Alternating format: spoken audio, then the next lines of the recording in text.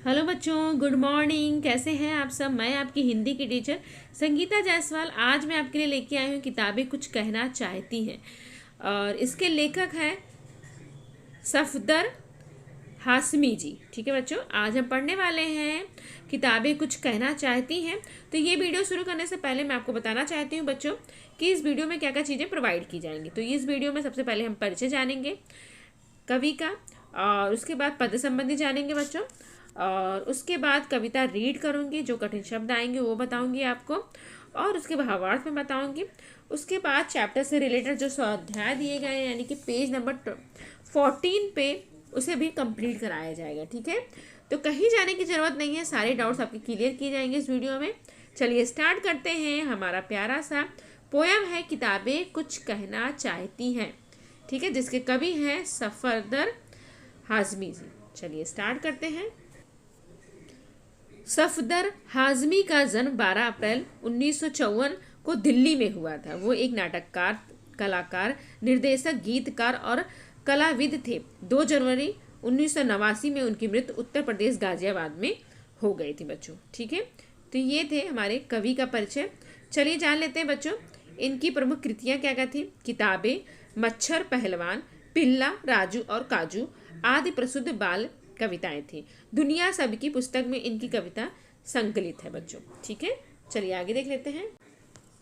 प्रस्तुत कविता किताबें कुछ कहना चाहती के माध्यम से कवि हाशमी जी ने किताबों के द्वारा मन की बातों का मानवीयकरण करके प्रस्तुत किया है। यानी कि मन की बातें जो होती, किताबें कुछ कहना चाहती हैं, जो मन की बातें होती हैं, उस चीज़ों को यहाँ पर प्रस्तुत किया है इस कविता में। ठीक है बच्चों, चलिए देखते हैं। किताबें करती हैं बातें बीते जमाने की, आज की कल की एक एक पल की।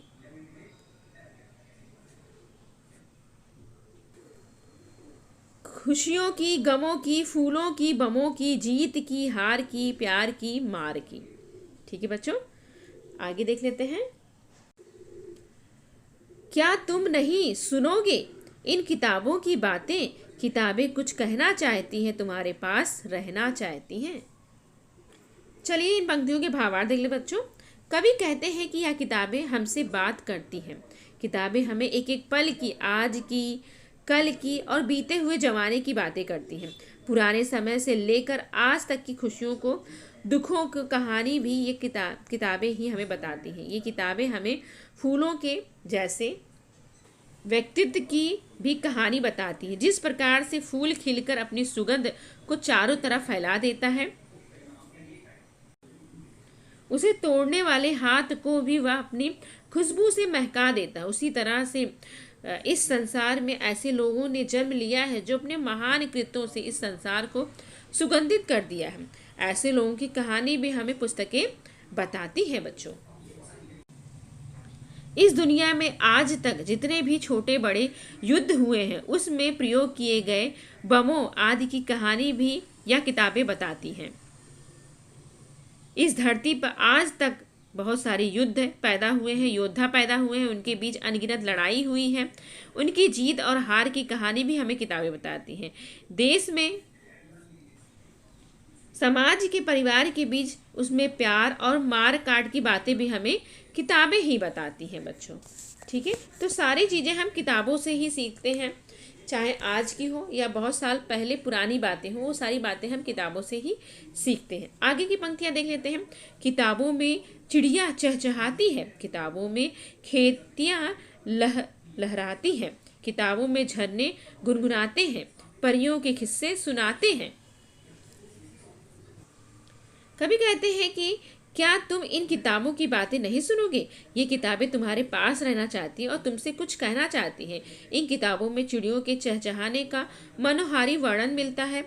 किसानों के खेतों की लहराती हुई हरी भरी फसलों का वर्णन भी इन किताबों में ही मिलता है। किताबों में झड़ते हुए झरने का चित्रण भी किताबों में ही मिलता है। और परियों की कहानी भी हम किताबों से ही सीखते हैं बच्चों। आगे की पंक्तियां देख लेते हैं। किताबों में रॉकेट का राज है, किताबों में साइंस की आवाज है, किताबों में कितना बड़ा संसार है, किताबों में ज्ञान की भरमार है। तुम इस संसार में जाना चाहोगे, किताबें कुछ कहना चाहती हैं, तुम्हारे पास रहना चाहती हैं। यह विज्ञान का युग है। आए दिन वैज्ञानिक उपकरण आविष्कार किए जा रहे हैं, रॉकेट की भरमार हो रही है, उसे अन्य देशों द्वारा आए दिन अंतरिक्ष में स्थापित किए जा रहे हैं। इसका वर्णन भी किताबों में विस्तार पूर्वक मिलता है। किताबें ज्ञान का भंडार है। क्या तुम ज्ञान प्राप्त करने के लिए किताबों के संसार में जाना चाहोगे? ये किताबें तुमसे कुछ बताना चाहती हैं, तुम्हारे पास रहना चाहती हैं, तुमसे दूर नहीं जाना चाहती हैं बच्चों। तो ये कविता के भावार्थ यहाँ पे समाप्त होते हैं बच्चों। आशा है मुझे ये भावार्थ आपको समझ में आ गया होगा। चलिए पेज नंबर 14 ओपन कर लीजिए बच्चों। वहाँ पे कुछ एक्सरसाइज दी गई है, स्वाध्याय दिया गया है, वो भी हम कंप्लीट कर लेते हैं बच्चों। तो यहाँ पर पहला आ गया है बच्चों, आकृति पूर्ण करना है आपको। किताबें बातें करती हैं, ठीक है। तो किताबें क्या बातें करती हैं वो आपको लिखना है। चलिए इसका उत्तर देख लेते हैं हम। आपको पहले लिखना है बीते जमाने की, आज कल की बातें करती हैं, एक एक पल की बातें करती हैं, खुशियों और गमों की बातें करती हैं, ठीक है। समझ में आ गया किताबें क्या क्या बातें करती हैं। ये उत्तर पॉज करके आप वीडियो लिख सकते हैं। चलिए आगे के कुछ उत्तर हम देख लेते हैं। दूसरा क्वेश्चन आपके सामने है बच्चों कि आकृति पूर्ण करना है किताबों में, ठीक है। 4 यहाँ पर बॉक्स दिए गए हैं, चारों बॉक्स को आपको कंप्लीट करना है। चलिए देख लेते हैं इसका उत्तर भी हम। चिड़िया चहचहाती है, खेतें लहलहाती हैं, झरने गुनगुनाते हैं, परियों के किस्से सुनाते हैं, ठीक है। किताबों में ये सारी चीजें हमें सुनने को मिलती हैं, ठीक है बच्चों। चलिए आगे देख लेते हैं। कल्पना पल्लव देख लेते हैं। ग्रंथ हमारे गुरु, इस विषय के संदर्भ में सौमत बताइए, ठीक है। ग्रंथ हमारे गुरु हैं, इस विषय के संदर्भ में आपको सौमत बताना है। तो ग्रंथ हमें वर्षों से अपनी ज्ञान की गंगा में नहलाते हुए आए हैं। ये ग्रंथ सदियों से संचित अपने अनुभव को हमें बताते हैं। इनका ज्ञान पाकर हम अपने जीवन को अच्छी तरह से जीने में सक्षम होते हैं। जीवन में आने वाले दुख सुख से हम कैसे संघर्ष करें, अपने जीवन को कैसे सरल बनाएं, हम यह ग्रंथ से ही सीखते हैं। सत्य, सदाचार, धैर्य और अच्छे कर्म का मार्ग भी हमें ग्रंथ द्वारा ही प्राप्त होता है। सच में ये ज्ञान और अनुभव के भंडार ग्रंथ हमारे सच्चे गुरु होते हैं बच्चों। तो ये पोयम यहाँ पे समाप्त होता है बच्चों। आशा है मुझे आपको ये पोयम बहुत अच्छा लगा होगा। सारे डाउट्स आपके क्लियर हुए होंगे, सारे भावार्थ आपके क्लियर हुए होंगे और सारे सौमत आपके क्लियर हुए होंगे यहाँ पर। थैंक यू सो मच बच्चों ये वीडियो देखने के लिए, लास्ट तक बने रहने के लिए मेरे साथ। बाय बाय बच्चों।